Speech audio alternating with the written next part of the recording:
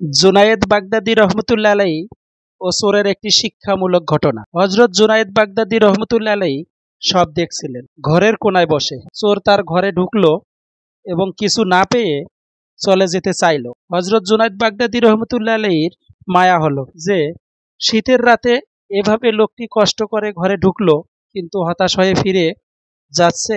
চোর যখন দরজার কাছাকাছি, তখন জুনায়েদ বাগদাদী বললেন, এই দাঁড়াও।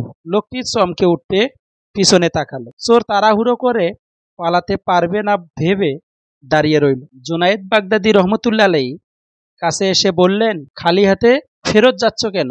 চোর অবাক হলো এবং বলল, নেওয়ার মতো কিছু খুঁজে পাইনি। জুনায়েদ বাগদাদী বললেন, তুমি দাঁড়াও, আমি খুঁজে দিচ্ছি।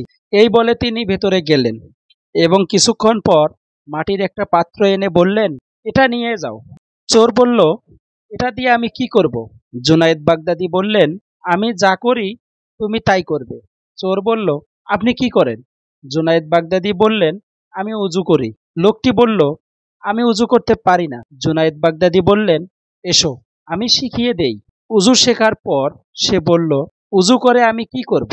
জুনায়েদ বাগদাদী বললেন, আমি যা করি তুমিও তাই করবে। লোকটি তখন বলল, আমি তো নামাজ পড়া জানি না। জুনায়েদ বাগদাদী বললেন, এসো আমি নামাজ শিখিয়ে দেই। তিনি জায়নামাজে দাঁড়িয়ে লোকটিকে পাশে দাঁড় করালেন এবং নামাজ শেখালেন।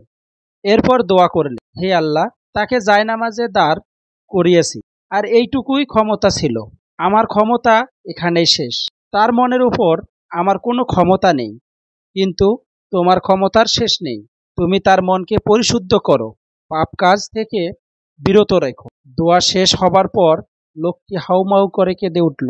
সারা জীবন অনেক ভুল হয়ে গেছে। পবিত্র জীবনের জন্য অনুশোচনা বোধ এবং স্রষ্টার কাছে আন্তরিকভাবে প্রার্থনা করা অনেক প্রয়োজন।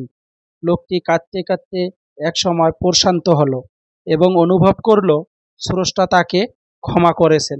বিশাল বড় ভুল করে ক্ষমা লাভের জন্য ৭ সমুদ্র পানির দরকার নেই, বরং স্রষ্টার কাছে আন্তরিকভাবে প্রার্থনা এবং চোখের কয়েক ফোঁটা পানি যথেষ্ট, তাই নয় কি? স্বয়ং বিচার করুন। এমন ইসলামিক বাণী ও হাদিস পেতে চ্যানেলটি সাবস্ক্রাইব করে রাখুন। আল্লাহ হাফেজ।